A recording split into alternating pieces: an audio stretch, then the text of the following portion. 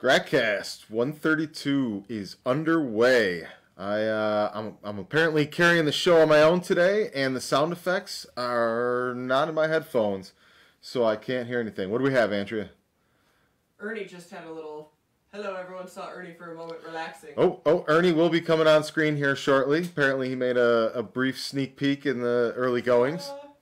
So, in the interest of transparency, Gratcast is going to start off on a individual note here today, which is why I've chosen to host this episode on my own.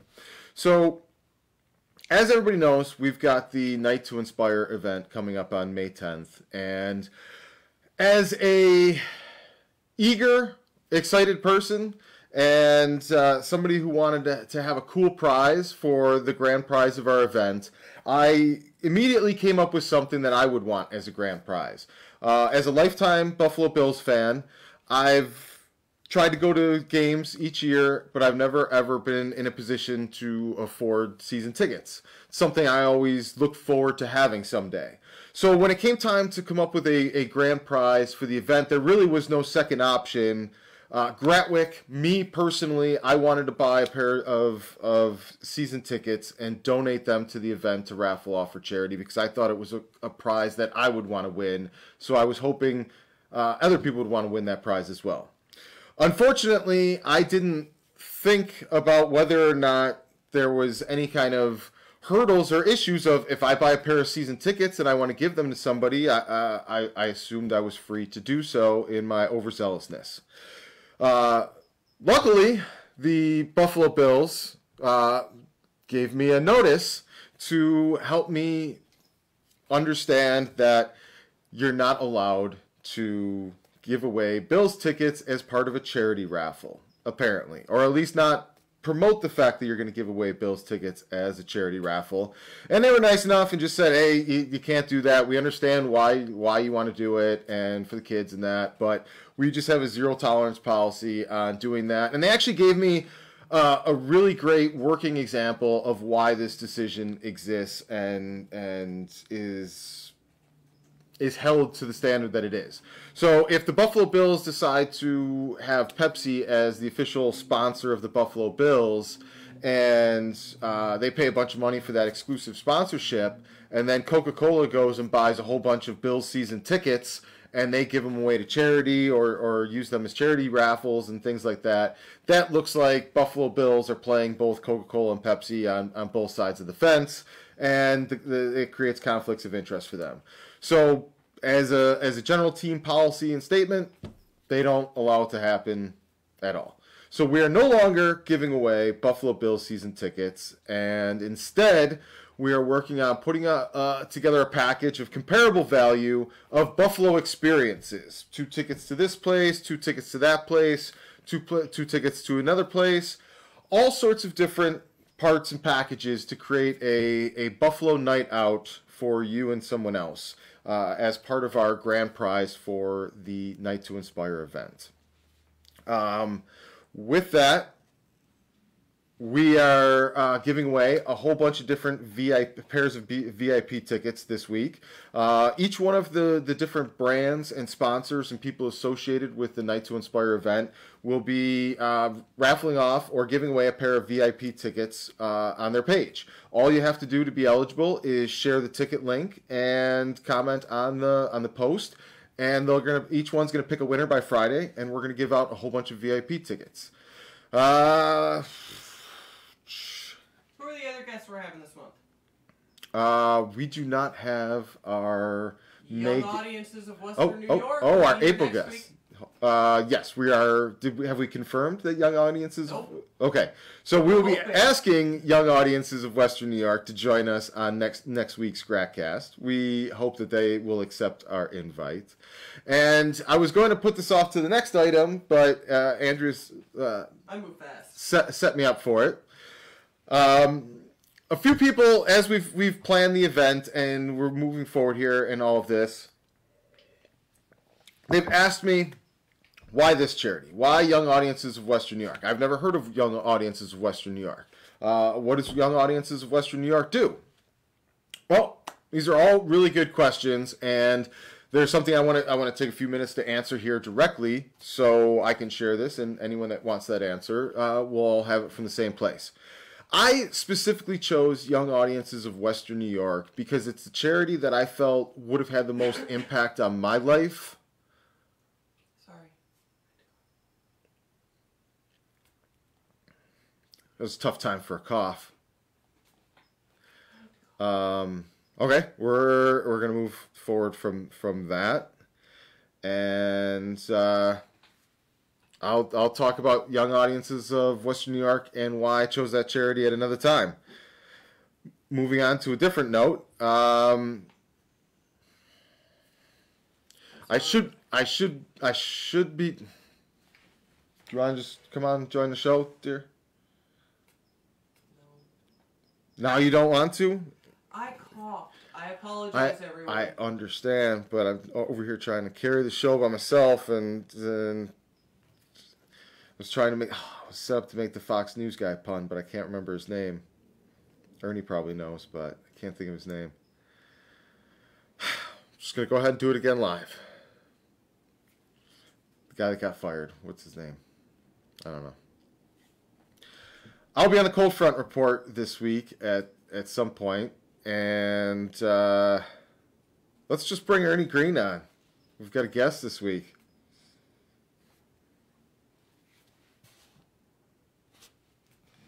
Ernie, can you hear me? Gonna need Andrea to turn up the volume.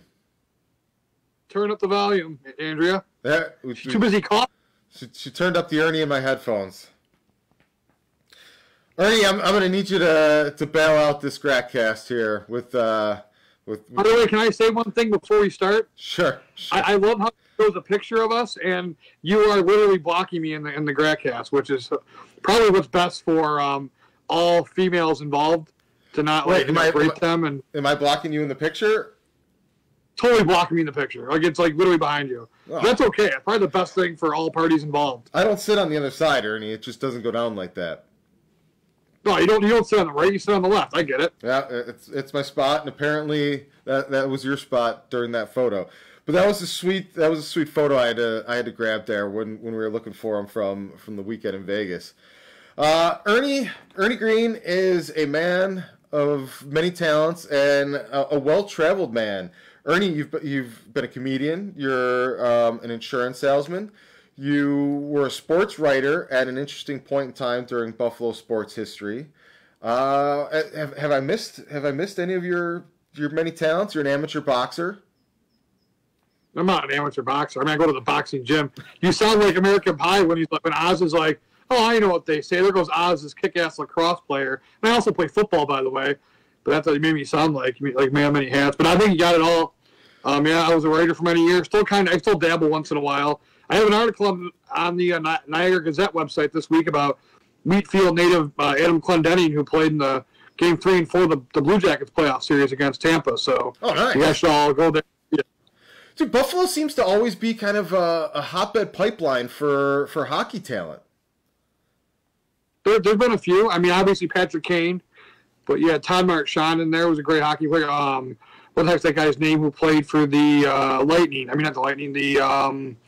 The guy who played for the Aaron Miller, who played for the Kings, and then there was a guy who played for the Carolina Hurricanes for a while. I forgot his name. He was a defenseman, and he was actually rumored to get traded back to the Sabres. And I remember the story where he texted some Buffalo media asking, "Hey, have you heard anything? Have you heard anything?" Because he wanted to come to Buffalo so bad when they were actually good, like in 2006. Yeah. Well, is there a reason, Ernie, that Buffalo's put so many players in the NHL more than, say, like the NFL or baseball? It's just a place where, like in Florida and California and like Arizona, you can play baseball year round, and in Buffalo you play hockey year round because it's that's just the type of sport it is there. So it's not a lot, but there's a good number now, which is probably with the number of NHL players is bigger than a number of Major League Baseball players or basketball or anything like that. So yeah, definitely hot. But it's a very, very popular sport there for good reason. It's an awesome sport. Well, it's an awesome sport for when any other team with the Sabres are on the ice these days. Well, they definitely besmirched. They definitely besmirched the name of hockey. I'll give you that. So one of the other hats, Ernie, and maybe your first hat is a Gratwick OG. Back in the day, all the boys, the neighborhood, Gratwick. You're one of the guys that kind of inspired the whole name Gratwick with the company. What's one of your earliest days? One of your earliest memories of the group? Kind of just like, meeting the Garrow boys at Lowry Middle School, like Tim and, Tim Berg, who, by the way, has a brewery now, which is awesome. That's so cool that Prosper there's a Brewing. brewery in our hometown.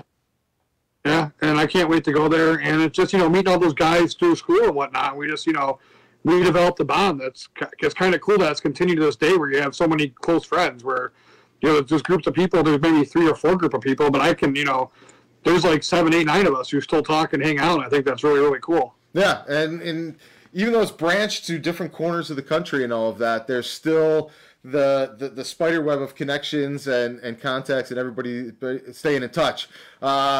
You've had quite a part to do with that as far as the social media aspect of it. I think you were the one that hoarded out MySpace originally back in the day, but you were definitely the one that was pushing Facebook in the early 2007s.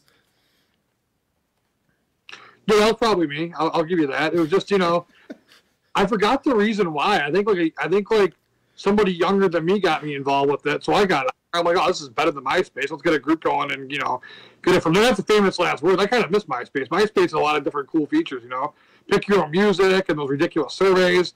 MySpace was underrated. Yeah, Tom. The picture of Tom is the classic MySpace moment. All right, Ernie. How'd you get into sports writing? When growing up there in Buffalo and that you worked for the local newspaper? You kind of wrote for the high school paper too, didn't you? I really didn't write for the high school paper. How it went was I was a student council president my senior year of high school, and a guy named Pat Murray was the beat writer for North Tonawanda, who was a giant sports fan who wanted to be the sports editor. And he was friends with my father because he was my father was on the school board, so he'd call for quotes all the time. And then, my father wouldn't be there sometimes. We'd talk sports. We'd talk the Sabres or whatever. And then there was a sports editor, and he made a mistake one time. It was like, everyone makes mistakes. I made mistakes in the paper. Everyone makes mistakes.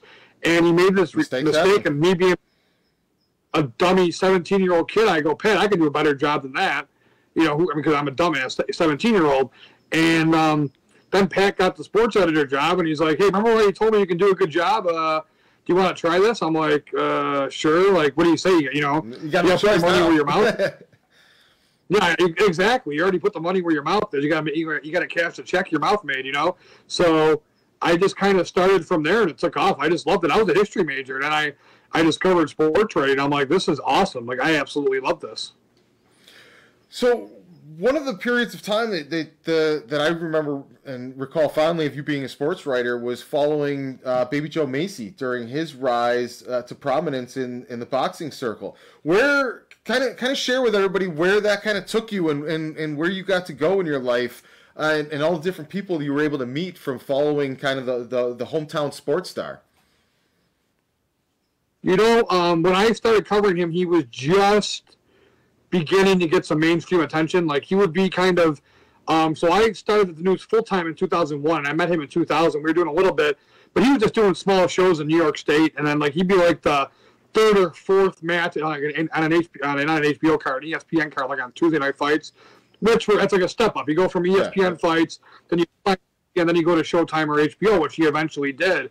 And it was just kind of cool because he eventually, got the exposure. He was knocking people out in the first round. Everybody wants to see knockouts. No one wants to see, these bozos pitter-pattering around. And so he was knocking everybody out. And some people said it was due to his questionable competition. And that's neither here. I mean, that can be debated. But the bottom line was the people who were tuning in didn't care. They like, this dude knocking people out. Let's watch it, And not, the people who watch boxing, I want to see knockouts. They don't care about where they were ranked in the WBC and 2 months ago and crap like that. So he became very popular because he was knocking people out. And then he became like the main event on ESPN. He started knocking people out.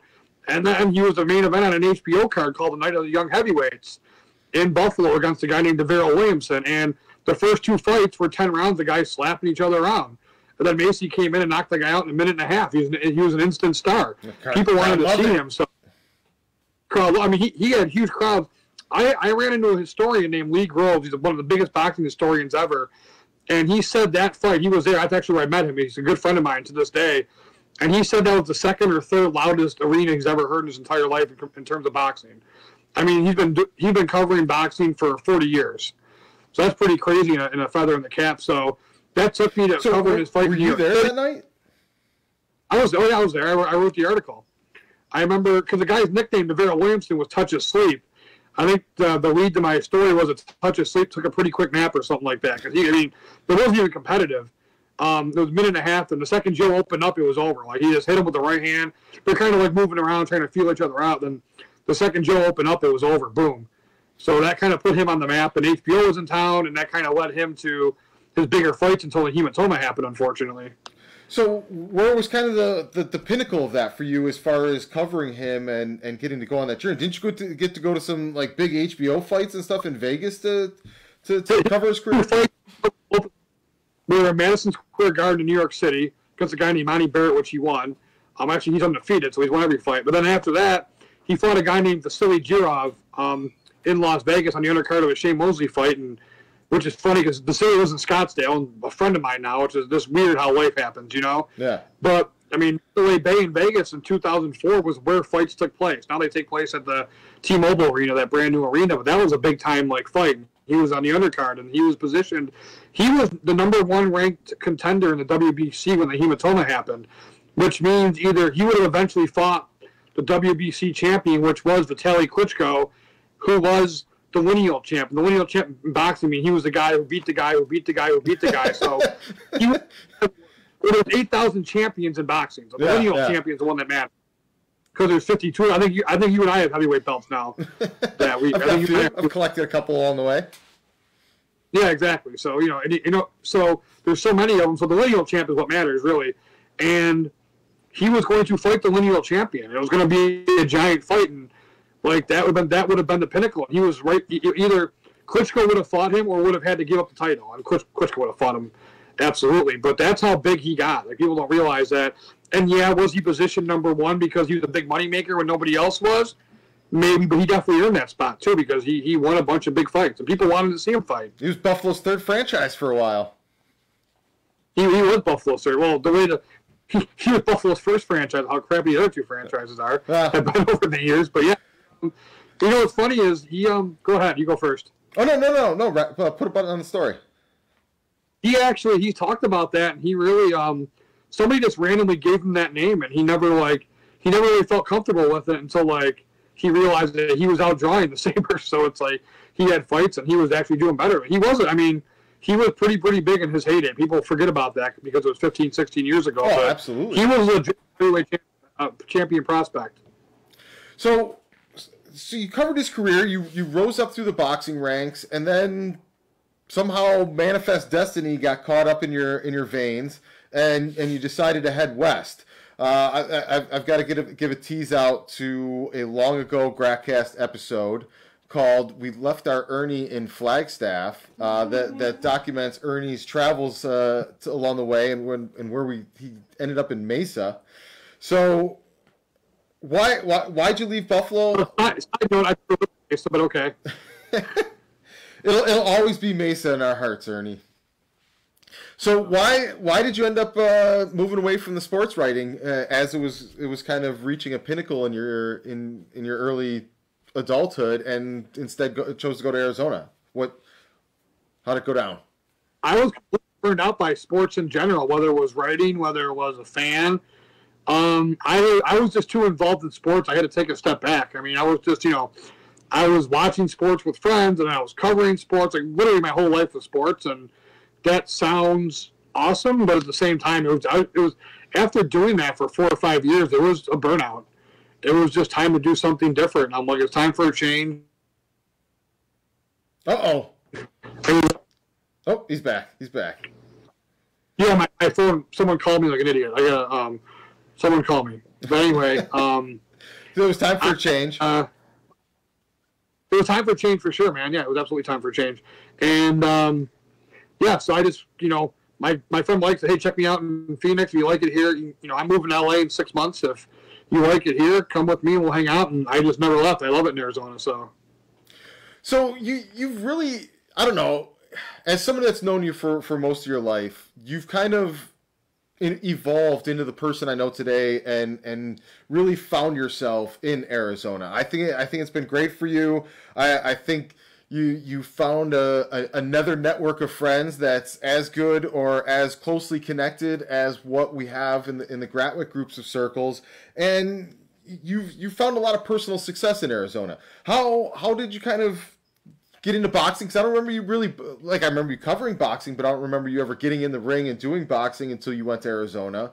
You found comedy. So which one of those two things kind of came first, and how did those enter into your life in the Arizona stage? Well, I did belong to, I still belong technically in Niagara Falls, like a sales gym in Niagara Falls. That was 2004, and that was that was right before I left. So I did go to the boxing gym there. I just, 2015 was when I joined the first boxing gym here, and I think I'm a curse because this is my third gym, and the first two closed down not soon after I joined. So you're a gym killer. Maybe don't let me join your boxing gym because something bad's going to happen. But I've always liked the sport. It's a heck of a workout, man. When you get it done, it's crazy. And then comedy was 2011.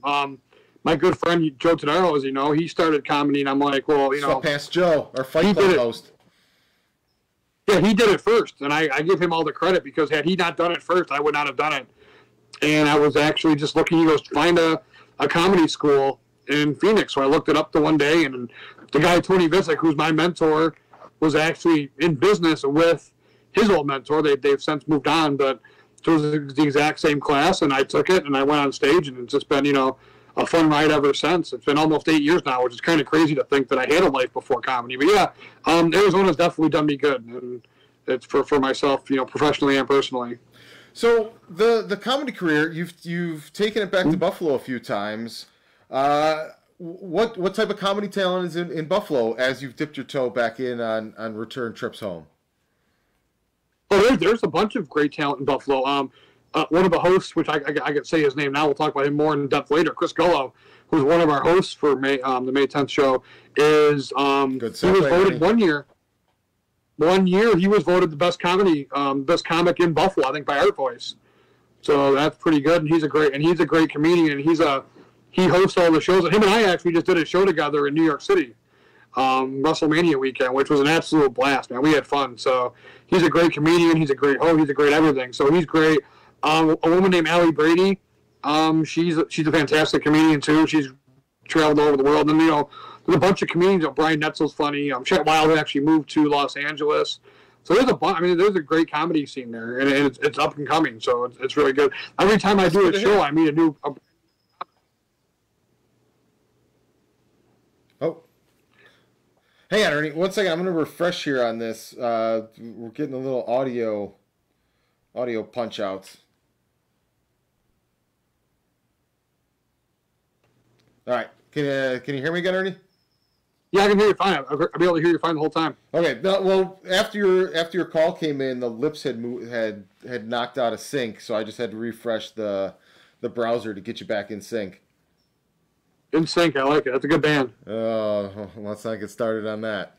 So that's great to hear that there's a good comedy scene in Buffalo, and I feel like knowing all the different people we have from Buffalo and that's the type of area that I can see being a hotbed for stand-up comedy and comedic roots. There's a lot of humor to find in life in Buffalo.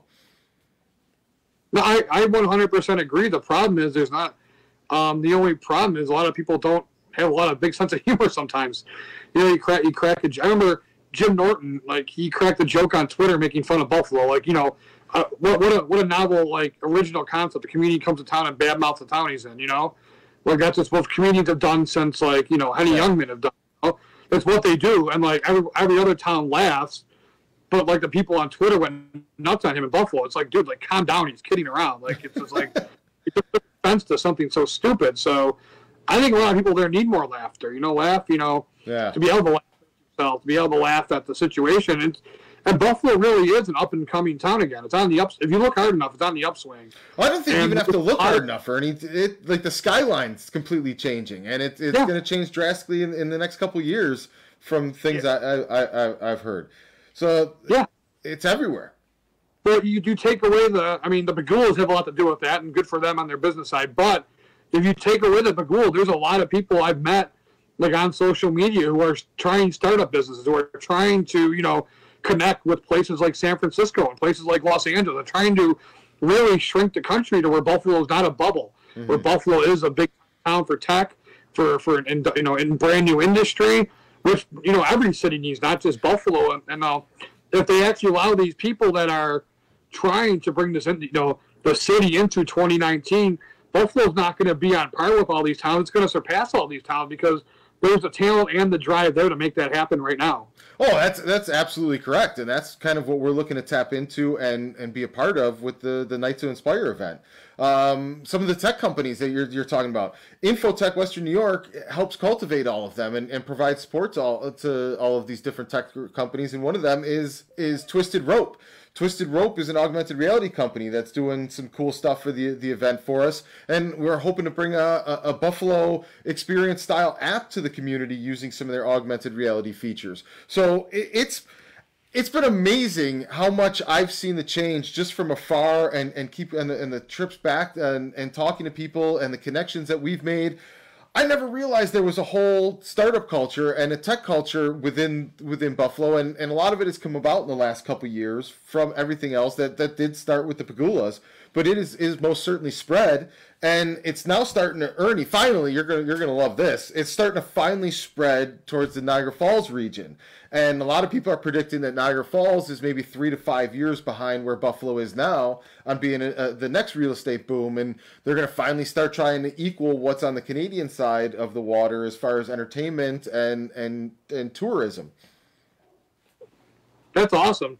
That's great news to hear. You're never really going to quote unquote equal Clifton Hill. Clifton Hill is just kind of a thing in the Clifton Hill is a really, really cool thing, but what you can do is get better things. You might not be able to get quantity, but you will be able to get quality of just better things to see in the Niagara Falls area. You can get, people love microbrews now, Oh, man, and people love those. We're back there, Ernie. I think 2 just opened up while we were talking, like in my neighborhood. It's ridiculous how those things are opening up, but people love going to, and they all, it's a culture right now of those microbrews where they're not just, they're not patronizing one place. There's a bunch of people who want to go to Tim's place, to another place, to another place. So those things that always happen, and those type of places. And they got, those weird, those axe throwing things now, and escape places, and there's a lot of different things that people want to do now. You know what the side effect is to the microbrews? Even places like Tonawanda Bowling Lanes now has 50 taps behind the bar. Just all the different microbrews all have taps everywhere all over the city. It's crazy. But I don't know. File this under who saw that coming. But they've now got the axe throwing trucks that go around, and you can have axe throwing parties anywhere. This is not going to end well, Ernie. Did you see the viral video that went around like a week or so ago from Buffalo? Somebody was standing behind somebody throwing the axe at the target, and the axe ricocheted back off the target, and if the person that threw it didn't duck, it would have hit him square in the forehead. That's insane. No, I did not see that. And, the last video I actually watched online was a Easter bunny beating the crap out of somebody, which is, I'll have to send it to you. That was pretty ridiculous, but it was fun. Yeah. So I don't really think that like drunks plus axe throwing is a great idea. Not that, but call me crazy. I'm not like I'm not Confucius over here, but so it's gonna happen bad. So for crying out loud, they banned sharks. Sharks were like this big. Yeah. Now you're throwing when you're drunk. Like, what the hell? As somebody that's spent a decade pitching ideas and different business models and things like this, the fact somebody's like, axes and alcohol, man, sold in the room. It's discouraging to know that somebody you for darts like right, lawn darts. Yeah. What, they're like this big, and those things are banned. Let's throw axes. It's just like Someone's going to get hurt. Ernie, you set me up for a good transition a few words back, and I'm gonna double back and take you up on it. In the lead up, I was gonna touch on this, but I didn't get a chance to. We had an Easter egg hunt go down yesterday for Easter, and I live tweeted the entire day from the Easter party, and there was a conspiracy that went down. There was a mutiny, there was a cover-up, a failed cover-up, and then a cover-up for the cover-up. It was unbelievable what went down over the several hours with this Easter egg hunt, Ernie. Were the Russians involved, or what's going on with this? The Russians were not involved, but plastic-eating coyotes with a coyote den mere feet up the hill were involved. So if you want to use the coyotes as a euphemism for the Russians, we had everything. The Easter Bunny did not write a crypt sheet and did not remember the total number of eggs they hid, let alone where they hid the eggs. So the poor kids were told that there was 8 eggs in play. They searched all morning long on the side of a hill littered with rough terrain, rattlesnakes, dog poop, all sorts of dangers to only find 6 of these eggs. Then they were shuttled inside, separated from the non-believers of the Easter bunnies, and they were tried to be distracted with Wreck-It Ralph. But these kids wouldn't buy the propaganda, Ernie. They wanted nothing to do with Wreck-It Ralph. They wanted to know where the other 2 eggs were. The parents couldn't agree whether there were 6 or 8 eggs actually out there, so nobody knew if there was 2 eggs still missing or not, and where those 2 eggs might be. But the kids wanted answers. They created an entire new search party 4 hours later, after we had eaten, after we had hung out, after Wreck-It Ralph was trying to distract them. They still needed answers on the eggs. They got hats, sunscreen. The parents mounted up an entire search and rescue party to get back out there and find those eggs, because they tried saying the coyotes up the hill had taken the eggs and the kids weren't buying the cover-up. So now they're all looking for the eggs. A mutiny rises on the Easter Bunny. People want answers. Where was the limits of where these eggs were hidden? You have to remember somewhere clues of where you hid the eggs. Easter Bunny can't remember anything. People are pissed off. People then right when it's at its ugliest, somebody yells out, "This is like Survivor!" And somebody else says, "It's time to start saying goodbyes. Party's breaking up now because these eggs have caused a problem." All of a sudden, somebody says, "Let's take one more pass. Let's take one more pass around and look." And boom, there's 2 eggs out in the open where everybody had looked and stomped through this treaded ground for the past hours earlier looking for the eggs. Suddenly they were there. Immediately, whispers of a cover-up start spreading through the parents that somebody went out and put those 2 eggs back there just to put this to bed because these kids needed answers where those 2 eggs were. So the kids come in, they're like, "Oh, we found the other eggs, we found the other eggs." And they start murmuring a little bit. "Well, I thought we looked there already. I could have swore I looked in those spots." And then we're all shoveled this Mexican candy called Mazarans or anything. It's like white chocolate with almonds in it. I don't know what it is. But they shoved this candy in everybody's faces to, "Here, have some chocolate. It's real good. Forget about the eggs and where you found the eggs." Everyone eats their chocolate. You think everything's cool, quelled. Boom. These were some smart-ass kids, Ernie. They weren't letting it go. I looked in that flower pot hours earlier. I knew there was no eggs in that flower pot. I don't know how those eggs suddenly reappeared. They weren't buying the cover-up. Here's the Mazapan Leche Amida chocolate that they tried bribing us with, Ernie. And the kids didn't buy the cover-up. Did they put Mexican chocolate to hide an Easter egg cover-up? Yeah. It worked for about 10 minutes, but then the kids, as soon as the taste was out of their mouth, they're right back on. What's that? How old were these kids? I would say there was 3 of them, ranging from probably 6 to 11, maybe. Not that old. Oh, that's 4 to 7. 4 to 7. 4 to 7. You can't get anything past those kids that age. Like, that's like the inquisitive part of their life. Yeah, they were not letting it go without these eggs. So the irony of the entire story. No one came up with the good cover-up, though. He came up with it, not me. There's nobody that can confirm whether or not there's 2 eggs still out there or not. That's crazy. Like, that's probably why 420 shouldn't be the day before Easter. There was more twists and turns to this Easter egg hunt, Ernie, than a good crime story. We need Robert Mueller on this, man, to get answers. Oh, it's just going to come away with more confusion. All right, Ernie, let's get into the host. Who do we've got hosting the... Discord questions for him, too. Well, that can come after we discuss. This is the main meat and potatoes of why we've got him on this episode. We've got to talk hosts. Ernie is in charge of booking us some Buffalo talent for the live stream host that will be doing the interviews on the Night to Inspire event. On May 10th. On May 10th. It will be live streamed on Twitter, Facebook, YouTube, and Twitch. All the channels where you're watching Gratcast right now, that's where the Night to Inspire event's going to be. Ernie, who do we got? So the aforementioned Chris Goodall will be a host. I mean, I'm really, really excited about having Chris. Not only is Chris a comedian, he's he works for professional wrestling organizations where he does all the interviews and he does the ring announcing. So he's very, very. He's actually one of the top ring announcers in independent wrestling, which I mean, it might not sound big to like a non-wrestling fan, but it's kind of a huge deal. And then the other host right now is Scott Leffler. Hold up. Oh. Chris, did you have a social media profile? Anyone can follow or check him out and jump on ahead of time? Chris is at... I will get that while we're talking. How does that sound? Okay. Ernie, we'll double back on that. I totally forgot about that. My bad. Scott Leffler is...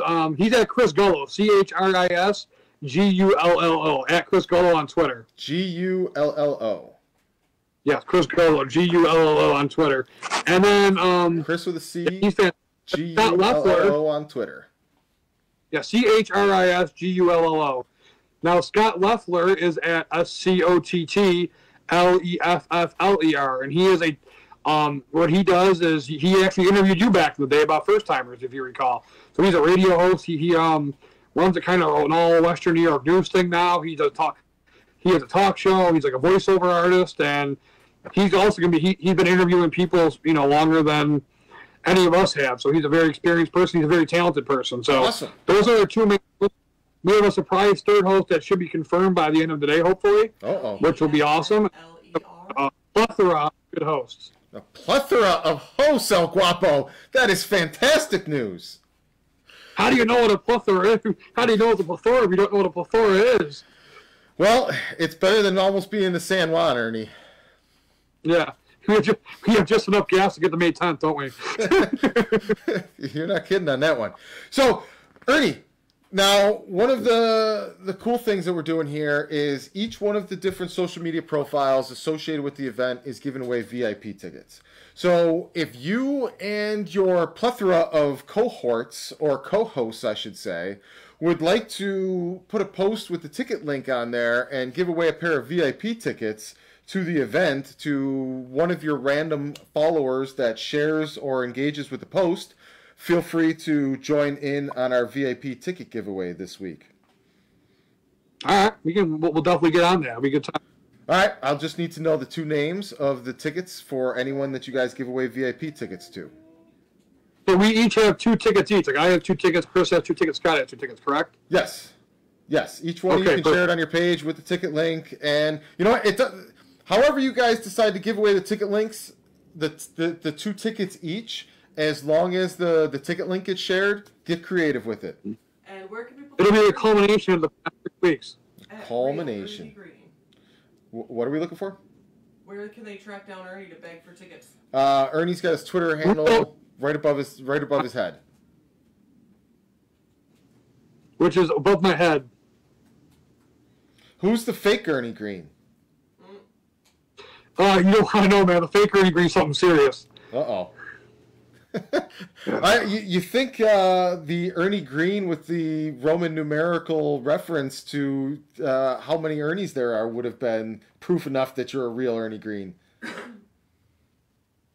Yeah, but fake Ernie Green, you gotta watch out for fake Ernie Green. Does fake Ernie Green fall on the Roman numerical chain? He's got his own numerical chain. He's number one. The South Park episode where like Evil Stan had the goatee.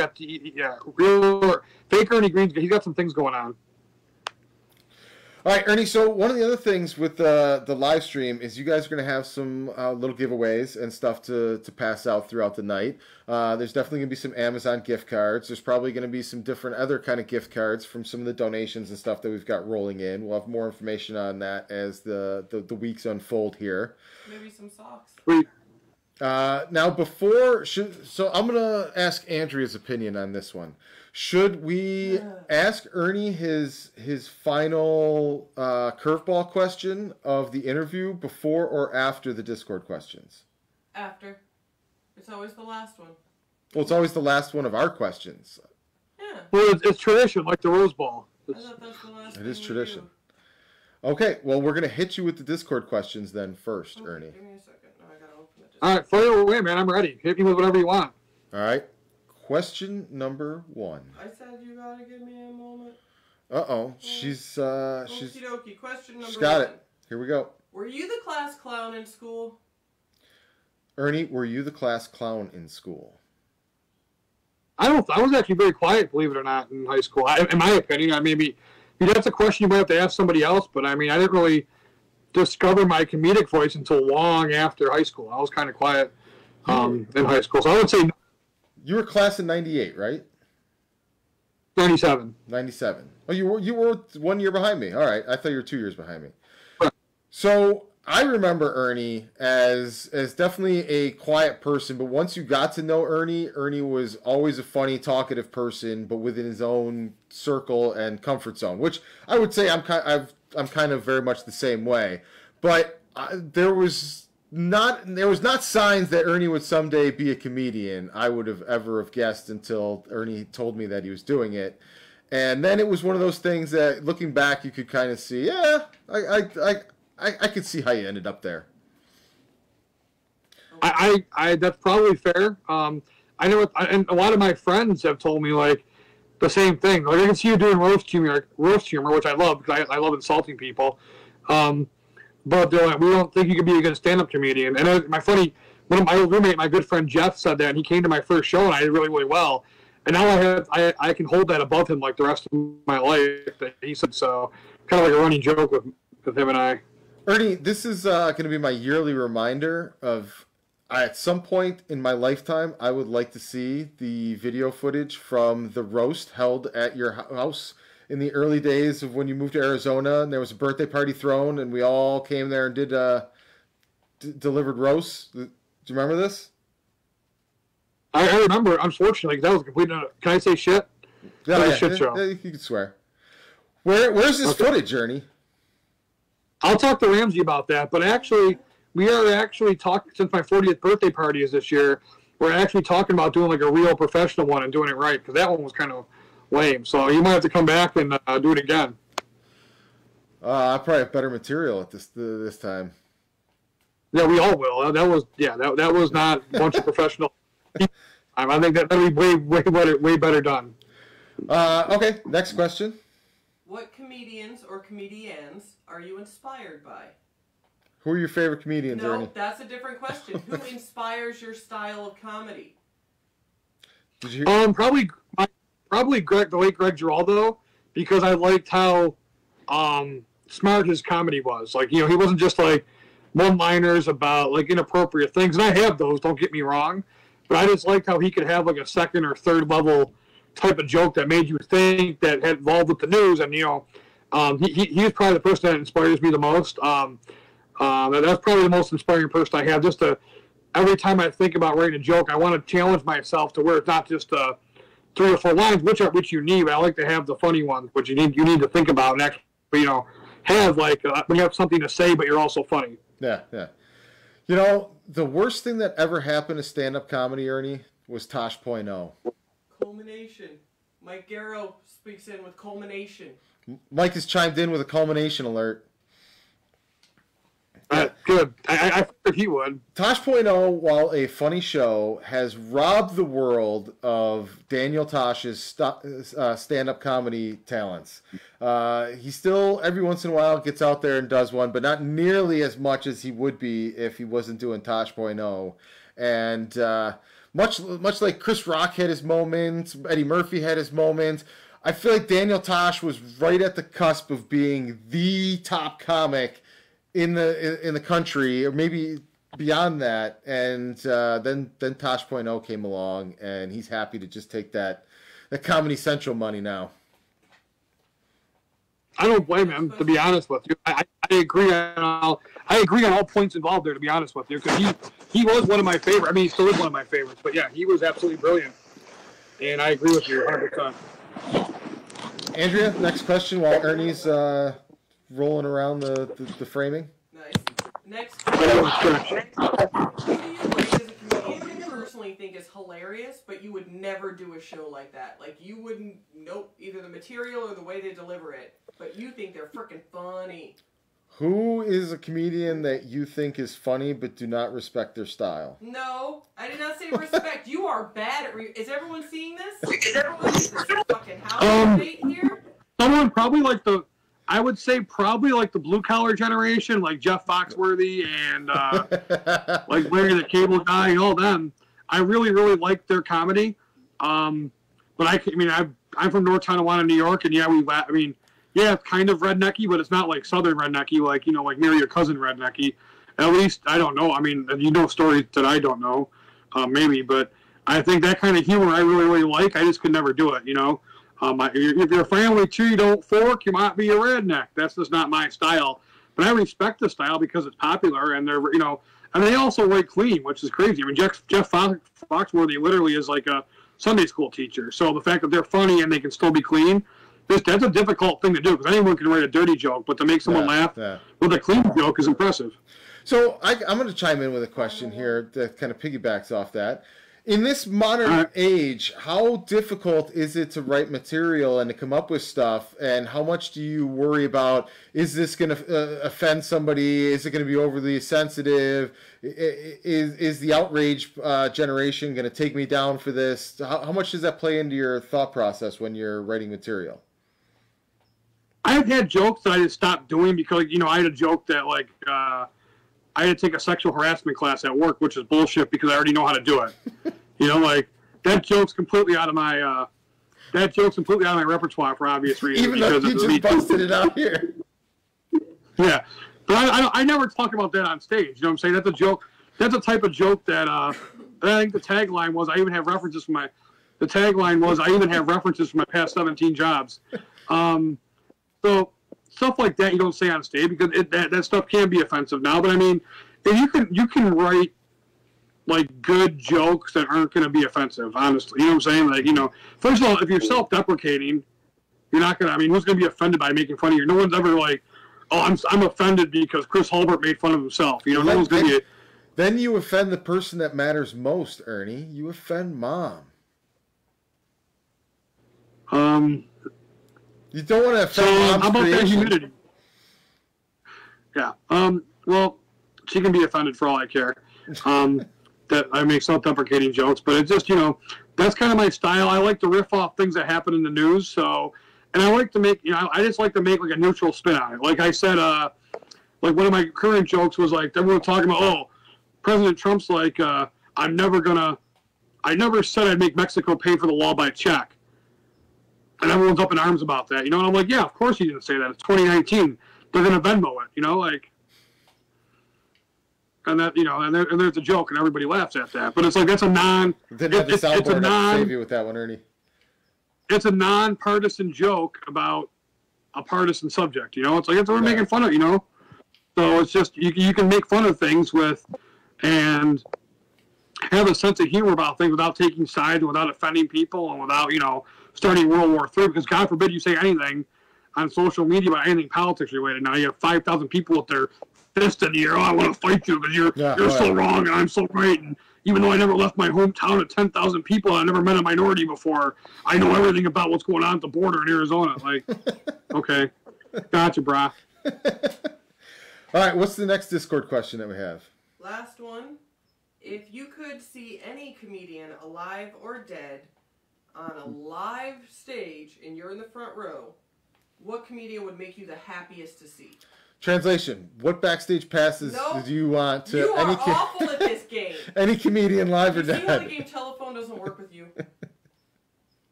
Yeah, that's an easy answer. Ronnie Dangerfield. He's my favorite of all time. And I paired a lot of my one-liner jokes after him. So Ronnie by far. I would probably have to go with Sam Kinison. George Carlin. You know, Sam Kinison was a Ronnie brought him along. In fact, Ronnie put that role in the Back to School movie specifically for him. He wrote him in the movie just because he wanted him in the movie. There's nobody else that could have done that role. No. Do you ever hear of something called the Korean conflict? But I like if I had to choose a style of a comedian to model after, and so I've always given thoughts, and I've written material off and on, and at some point I'm probably going to do stand-up comedy. But if there is probably a style that I would say that I would lean towards the most, it would be some sort of cross between Sam Kinison and Daniel Tosh with a sprinkling of George Carlin in there. And Mitch Hedberg. No, Mitch Hedberg is totally not my style. Mitch Hedberg is so funny. He's hilarious, but you've got Doubletree. You can't. Single tree? No. Nobody else can really do. Mitch Hedberg is one of my all-time favorites. I can never do Mitch. Mitch Hedberg. There's one Mitch Hedberg. Yeah. Oh yeah. They're so. It's so dry, and you have to be like as messed up as he was to write the jokes he wrote. Yeah. There's just. They have those like weird thoughts. You know what I'm saying? Like the thoughts that he had were so messed. I mean, don't get me wrong, they were brilliant, but you have to be on some sort of substance to be that like brilliant. Yeah, it's such a unique style that it's not even really a style as much as it's his DNA. Absolutely, yeah, his DNA plus a lot of weed. So, are we ready? Discord is done. We are ready. We are ready for the ambush question. All right, Ernie. As we mentioned earlier in the show, you were the patient zero that spread the Facebook disease through our circle of friends. Do you remember when you joined Facebook and made your first Facebook post?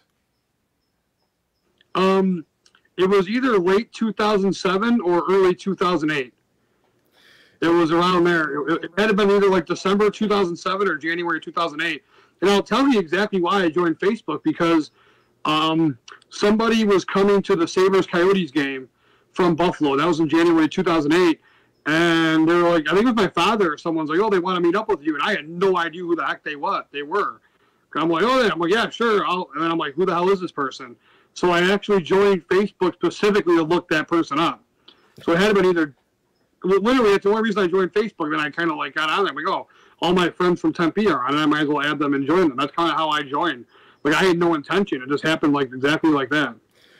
So I don't have the screen in front of me today, but Andrea's going to help me with it. Andrea has your first Facebook post on screen right now. Now I do. And it is from... It is from January 18th, 2008. The day before my birthday, Ernie. You should have been wishing me happy birthday is what your first Facebook post should have been. But January 18th, 2008. And you wanted to let everyone know that you were watching Mallrats. Mallrats! Yeah, you had to let everybody know you were watching Mallrats, Ernie. Escalator again! Good movie, and definitely worthy of letting people know that they should be watching Mallrats as well. Woo-hoo! That was the weekend where I wanted to go to your 30th birthday. I don't want to mention the friend who torpedoed this, but one of our friends, like, because the Sabres played like that Monday. I think your birthday was on a Saturday, right?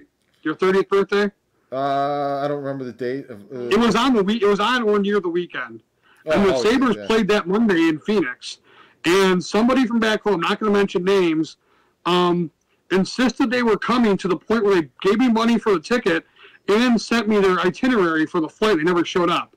Because that's just to prove whatever. I mean, like, I'm not sure exactly what happened. I'm not going to mention names, but that was your 30th birthday party weekend in San Francisco. And I was going to go to that and come back for the Sabres game.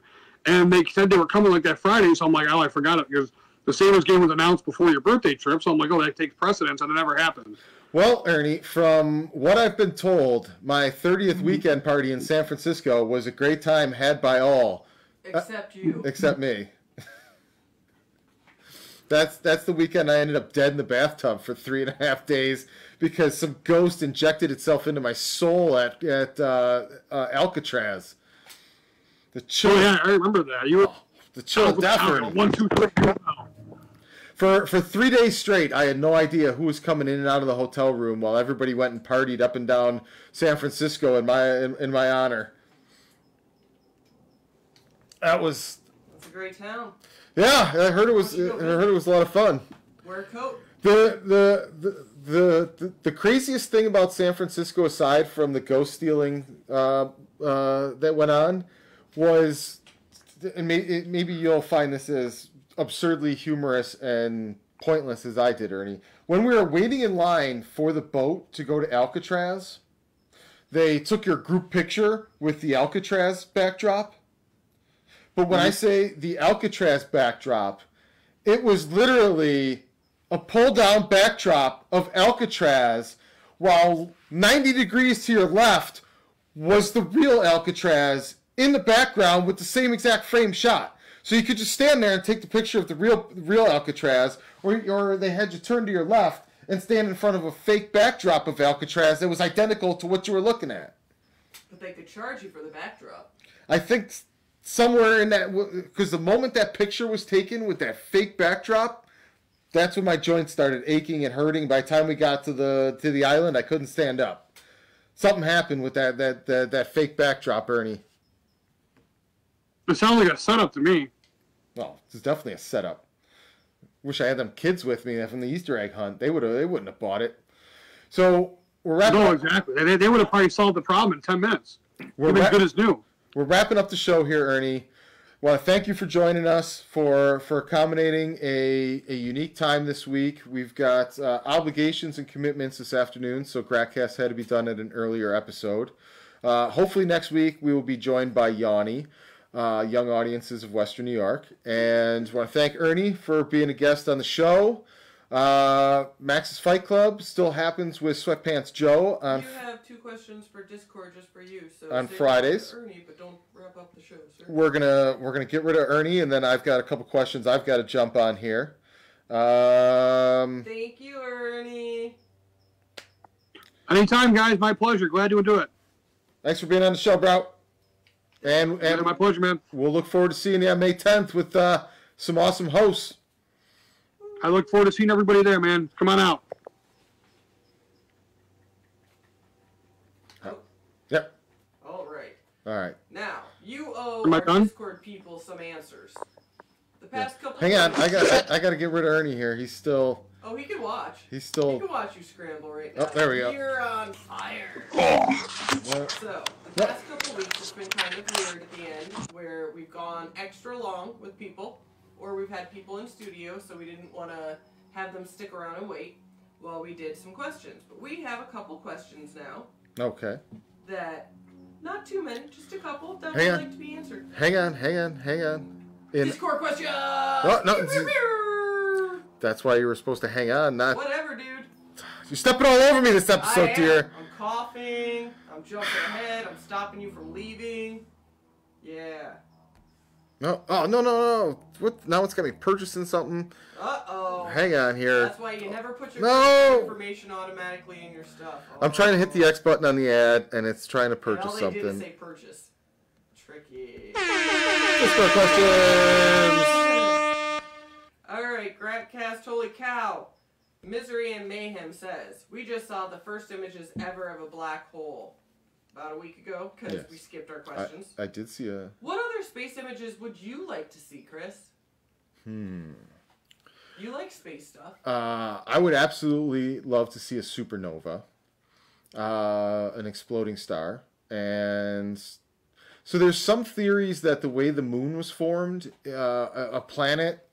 two planets crashed into each other, and one was Earth, and it kind of did a careening shot, and the debris and all of that got caught up in Earth's orbit and created the moon. I would like to see 2 planets collide and see that. That's sad. I didn't say they were inhabited planets. Don't you kind of assume they are? Even if it's No. not our kind of life force? We found literally thousands of planets, and only one can we actually confirm is inhabited. So no, I wouldn't Inhabited, that assume. means that we consider life forces. Okay, just our own planet is But if you think about 8 it, or 9 planets, greater depending life on. forces come to Earth, they're going to look at us and think we're like ants, so they won't The consider us life point forces. of the matter is, I would not assume a planet is inhabited, and I would just want to see 2 planets collide. Just they're basically 2 big giant balls of rocks. Okay, cool. Next question.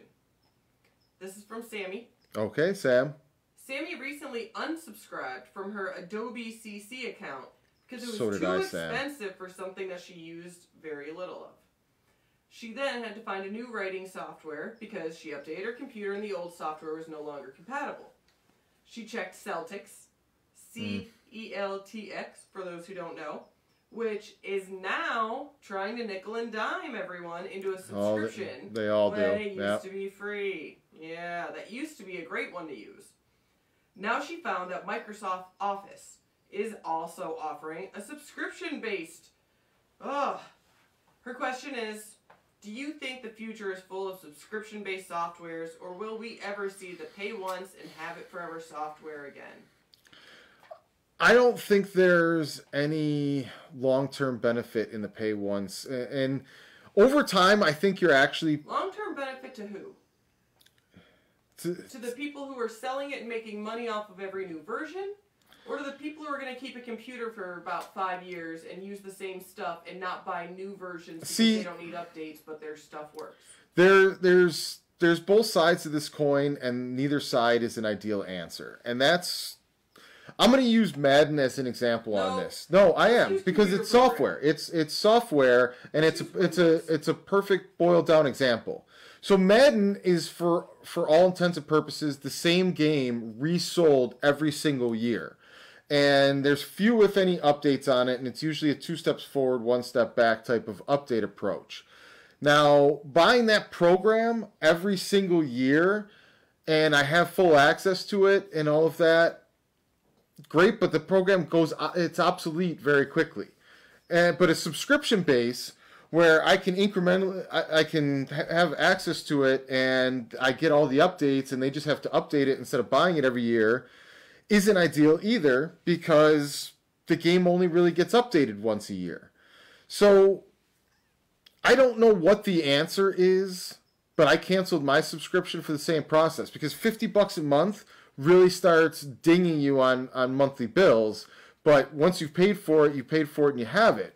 But technically, if you're buying the new version every single year, which not most of the amateurs and the independents can't afford to do, but the professionals do, it's actually cheaper for the subscription basis. What I would suggest on the subscription basis for Sam and others in similar positions in boats is what I've started doing. I've started signing up for the subscriptions when I actually need them and when I have a project to work on. So if I'm not editing anything right now, I'm not paying $50 a month for the full Adobe suite and having access to Adobe Premiere and all of that.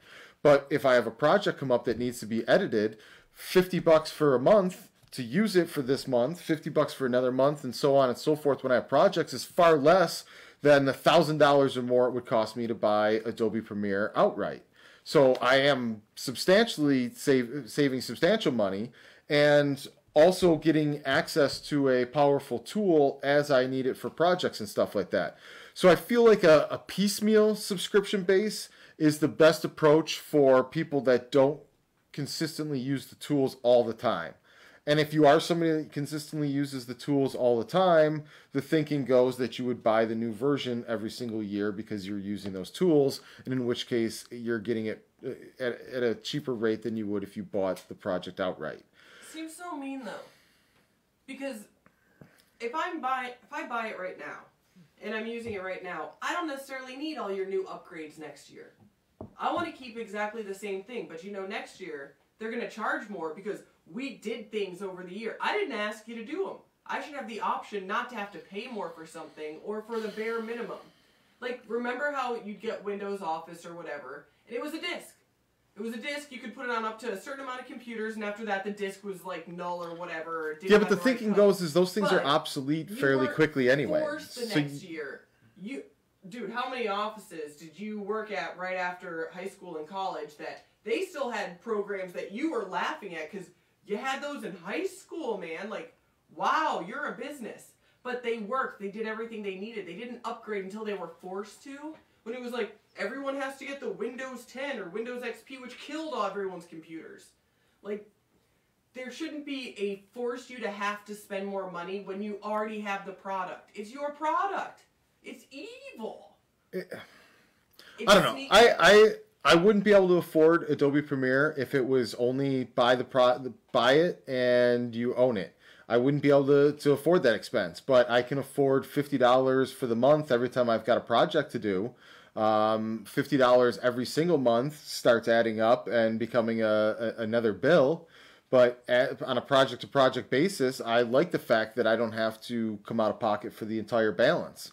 There's obviously going to be a gray area there where a few people fall in, but for the majority of people, if you're buying it every year, this is cheaper. If you're only using it sporadically, this is cheaper. It's just the reality of it. I mean, it's almost like saying a car. You can buy a brand new car, but next year it'll be broken, so you'll have to buy another one. So just lease one every year. No, and we're because you still have because you're still paying that lease pay. It's like a subscription, and you're paying it every single month, regardless of how much you could use it. There's plenty of models and studies. There's plenty of models and studies that show if you only had to pay for your car when you use your car, most people would save far more money on the car expenses than paying to have access to a car all the time. This is a lot of what the share economy is based on and founded off of, on paying for the time you use something rather than the ownership of something. Time sharing everything. Another great example is a boat. Like, a boat costs so much money to use for such a little amount of time. Now imagine if one boat, several different entities each had access to that boat, and they could go ahead and pay for the amount of time that they have access to the boat.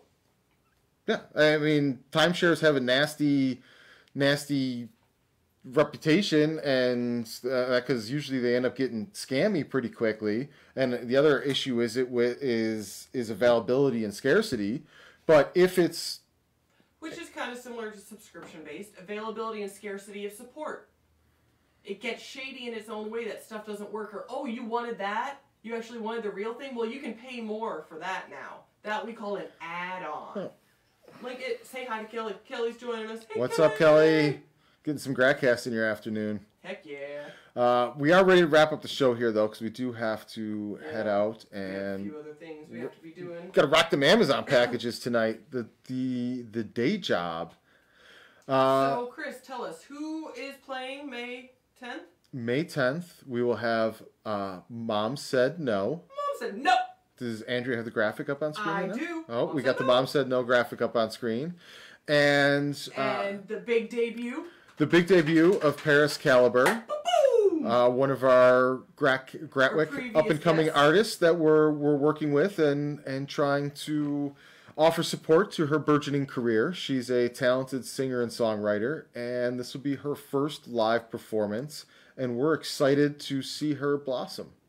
And if anyone wants to see what Paris is like, she was on an earlier episode about maybe 5-6 episodes back. Yeah, I was like 10 or so back Check then. it out. It was back a while, but it was one of our more popular Gratcasts that we've had in the past couple months. And the Gratcast.com page if you want to listen instead, the Facebook page, the Twitter, so Twitch. I'm going to bust open my Mazapan Lychee Almendra here.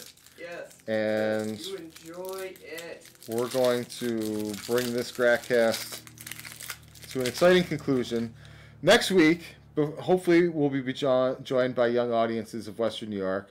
I'll give another crack, take two, at explaining why YA-WNY means something to me and why I chose them specifically. Emily will be joining us with her new computer she's getting today. Emily's Corner will be back with a specific topic. And we'll be a week closer to a night to inspire. Yeah, baby. Fuck this. Fuck this shit, I'm out. No thanks. Don't mind me. I'ma just grab my stuff and leave. Excuse me, please. Fuck this shit, I'm out. Nope. Fuck Not good this enough to shit, buy my I'm out. silence. Alright then. I don't know what the fuck just happened, but I don't really care. I'ma get the fuck up out of here. Fuck this shit, I'm out.